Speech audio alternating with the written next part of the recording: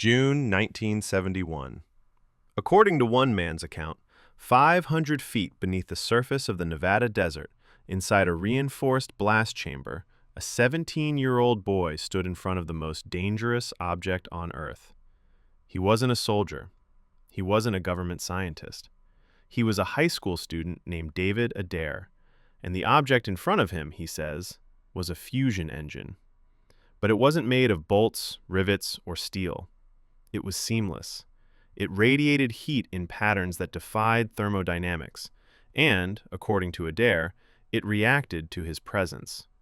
This is not a story about a UFO sighting. It is not a story we can verify. It is the testimony of one man, told consistently for over 40 years, about the intersection of Cold War paranoia, advanced physics, and a machine that, if his account is accurate, should not exist. This is the story David Adair tells about the day the U.S. military asked a teenager to decode an engine not built by human hands. Whether you believe him is up to you, but first, you need to hear what he claims happened. To understand why the military would allegedly seek out a teenager, you have to understand the anomaly of the boy himself, and here at least, parts of the record can be checked. David Adair was not a typical hobbyist. By the age of 16, he wasn't building model rockets. He was engineering delivery systems. Contemporary news clippings from Ohio confirm that Adair was locally famous for his rocket experiments, some of which caused fires and drew complaints from neighbors. While his peers were working on carburetors, Adair claims he was experimenting with electromagnetic fusion containment, a concept he calls a magnetic bottle, designed to contain a fusion reaction, harnessing the power of a star within a rocket engine. It was the kind of theoretical physics being discussed at Cambridge and Los Alamos. Whether a teenager could genuinely prototype such a system in an Ohio backyard remains a matter of significant debate. Skeptics ask the obvious question: where would a high school student in the 1970s rural America acquire materials like deuterium? Adair has stated in interviews that he sourced components through industrial suppliers and university contacts, though no documentation has surfaced to confirm this. What is documented is that Adair's work attracted attention. He claims this attention reached General Curtis LeMay, the former Chief of Staff of the U.S. Air Force, a man who dealt in nuclear deterrence, not science fairs. According to Adair, LeMay saw him not as a student, but as an asset. It's worth noting that LeMay officially retired from the Air Force in 1965, 6 years before the events Adair describes. Adair maintains that LeMay's influence extended well beyond his formal tenure, operating through an informal network of defense contacts. Critics argue this is convenient but unverifiable. With funding Adair claims was secured through Congressman John Ashbrook, he built what he calls his magnum opus, a rocket named Pithiviers. He says it was designed to launch, accelerate to extreme speeds using electromagnetic fusion, and return via parachute. According to his account, the Air Force gave him the green light to test it at White Sands Missile Range. But they gave him something else too, he says: specific coordinates. According to Adair, the launch took place at White Sands, New Mexico. When the Pithiviers rocket ignited, he claims the performance telemetry was extraordinary, that it didn't just fly, it erased the gap between launch and horizon. But the landing zone wasn't where Adair says he had calculated. The coordinates provided by the military, he claims, guided the rocket hundreds of miles off course, dropping it precisely onto a dry lake bed in the immense restricted emptiness of Nevada. Groom Lake, the facility the world would later come to know as Area 51. Adair says he wasn't congratulated, he was collected. In his telling, he was flown immediately to the crash site. When he stepped off the transport plane, the atmosphere had shifted from scientific curiosity to military containment. No smiles, no handshakes, just black suits and MP armbands. They drove him to a hangar that barely rose above the desert floor, he says. They didn't want him to check his rocket's telemetry. They wanted him to see what was downstairs.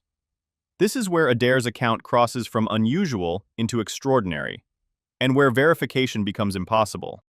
According to Adair, they descended deep into the earth.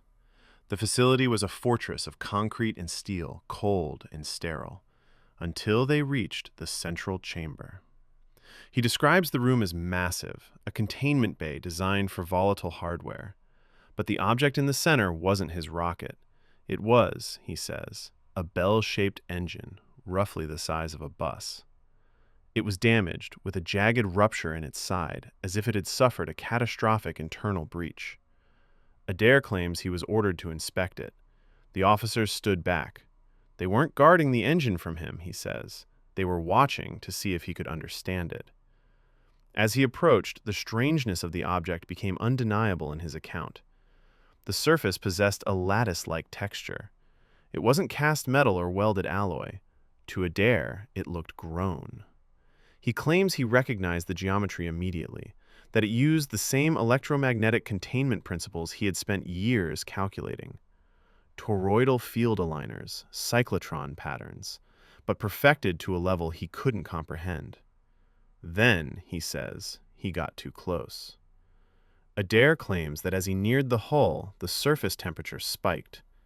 Not from residual heat, but in reaction to him. When he stepped back, it cooled. When he moved forward, it warmed. He describes a kind of awareness. In his interpretation, it wasn't simply a machine. It was a symbiotic interface, designed to link with a pilot's nervous system. No switches, no dials, just thought and reaction. And that is when Adair says the realization hit him. The United States military hadn't built this.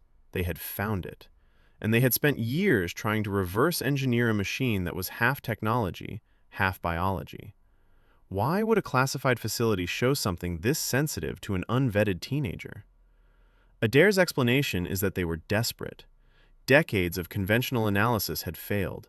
They needed fresh eyes, specifically eyes that understood fusion containment. His rocket had proven he thought along the same lines as whatever had designed this engine. It's a convenient explanation. It's also, he insists, the truth.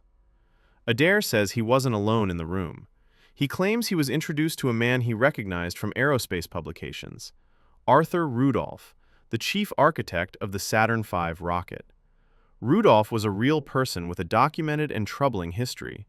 He had been a member of the Nazi Party and had used forced labor from concentration camps in Germany's V-2 rocket program. After World War II, he was brought to America under Operation Paperclip, where he became instrumental in the Apollo program.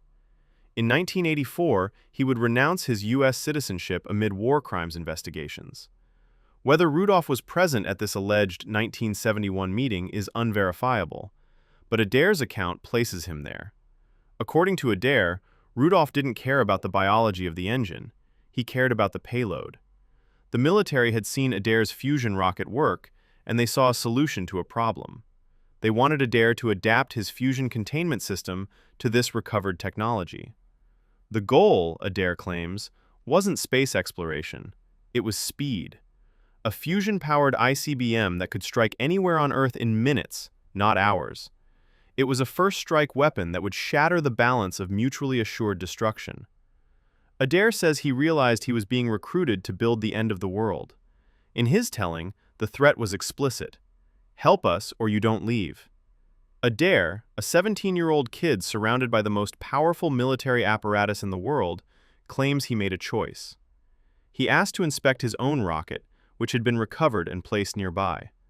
While the guards watched, he says he surreptitiously reconfigured components in his engine's core, graphite grease and deuterium, creating what he describes as a chemical inevitability. He walked away. Minutes later, according to his account, the reaction reached critical mass. The explosion, Adair claims, gutted his prototype. The math, the hardware, the proof of his fusion drive, all of it disintegrated. He had destroyed his life's work to keep it out of their hands. The fallout was immediate in his account. Anger, threats, the very real possibility, he believed, that he would disappear into the Nevada desert forever. He credits his survival to one man, Curtis LeMay. Again, critics point out that LeMay held no official position by 1971. Adair maintains that LeMay's network of influence remained operational through back channels. According to his account, LeMay intervened, ordering that Adair be returned home. The logic, as Adair describes it, was pragmatic. The boy is a patriot, but he won't be a puppet. Let him go or face political complications. Why would a facility that had just shown a teenager their most classified technology let him walk away after he committed sabotage? This is perhaps the most difficult question in Adair's account. His answer? They had no choice.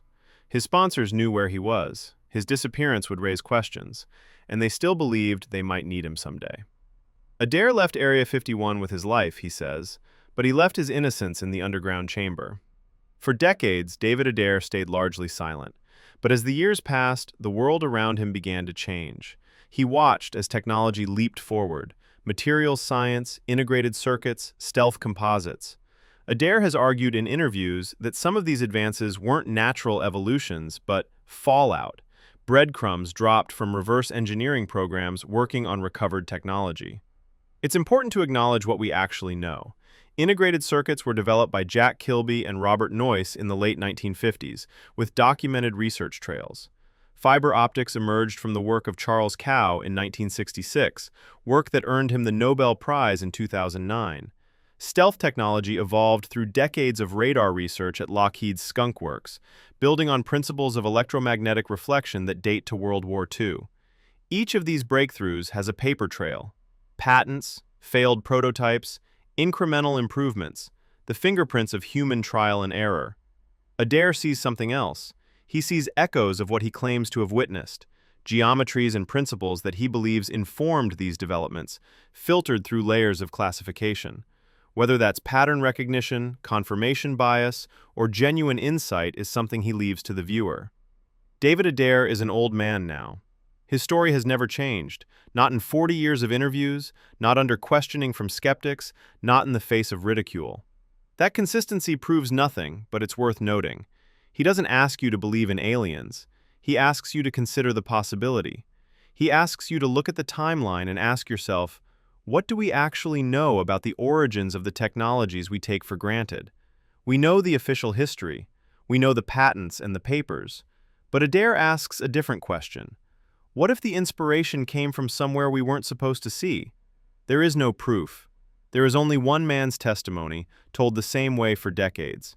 Maybe David Adair is a gifted storyteller who found an audience. Maybe he's a man who experienced something that broke his understanding of the world and has spent his life trying to make others understand.